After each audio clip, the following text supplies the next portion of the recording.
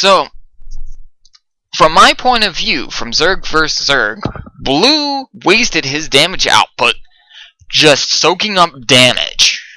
For example, Zerglings with 1 armor upgrade take 2 banelings to kill instead of 1. Did you know that? It's kind of amazing.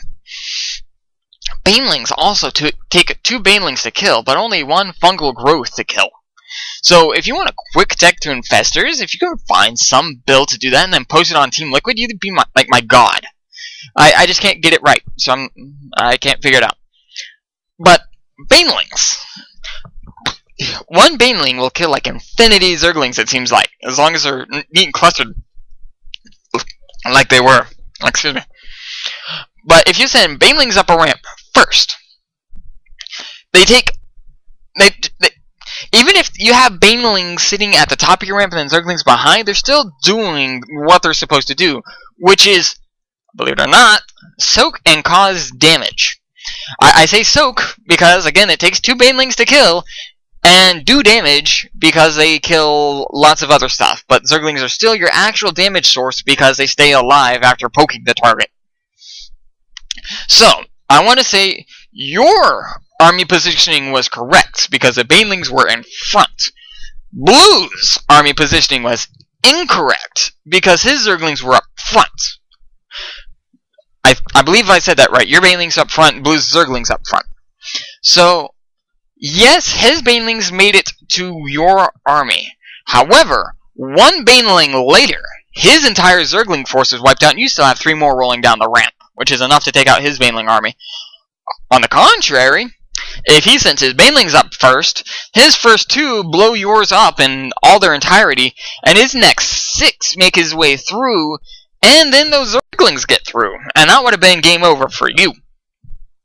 But instead he swaps the order, which is where scouting and predicting come into play. Like, I know I spent a lot of time staring at this, but I want to try and cover this concept of Yomi again in detail. Scouting, just sending a Zergling every minute or whatever you want, just scout, see where the other guy's at, see what his army positioning is, just know what's happening on the map. And then once you have that, do something with it. Like, if Blue sent 1 Zergling up your ramp before his banelings, before his Zerglings, he would have had a brief half-second advantage, in which time he could have issued, if he was like godlike, 2 commands to swap the order of his banelings and Zerglings approach up the ramp, or he could have split his banelings up and then ordered a second attack command, and that would have also helped him. So you have to think lightning fast, act lightning fast, because literally half a second is all that Zergling up the ramp would have given him. But alright, I think we've spent enough time staring at this and going on. There's faster. Alright. Continuing on with the game after that incredibly long spiel of discountering that army positioning and the importance of scouting. But really, those are critical focuses of Zerg vs. Zerg, because everything comes down to who does this better. Alright, let's see if you make the same mistake. I honestly don't know. Let's just okay, so alright, here's enemy banelings. He has his hotkeys set so he can rotate orders quickly. His first roaches started hatching, not hatching. You split your army. Excellent. Example of Yomi number 2 I'm going to call out for this moment. You predict that Blue is going to attack you. So you take the preemptive step of splitting your army so his banelings do minimal damage. That is an act which you recognized and acted on without thinking about it. Or if you did it a little bit too slowly, and that's going to sound pretty bad. And while we're just sitting here real quick, we're going to go over separating your army, because right now you have 2 banelings going down over here and the rest going over here. There is such a thing as being stupid. Sending 2 Banelings anywhere is going to do nothing except kill 2 Zerglings, which is an atrocious waste of manpower. Or in this case, roly-poly power, I guess. But okay, there you go. You do swap that, so that's good. Individual Banelings, individual units never accomplished a damn thing, except High Templar and Lurkers and Reavers. Well, we don't have Reavers. Makes me sad, or Lurkers, but I don't like Lurkers in StarCraft 2 anyways. Here we go. Army positioning again. I'm going to keep bragging on this all replay along because it's so critical. Let's look at Blue's army at this precise moment and take into account what I just said about splitting your forces. And splitting and separating, which we'll now consider 2 separate topics. Splitting being the act of dividing your army into separate little clusters to minimize damage, and separating doing this monstrosity. That monstrosity. So, he has his now scouts, damage dealers, and crowd control units in pretty much 2 distinct locations, and he issued a attack move command up the map. This is probably the worst sin you can commit in a Zerg vs. Zerg, and we'll go ahead and play why. Boom, boom. I don't want to know how many Zerglings just died right there, because Blue issued a blind command.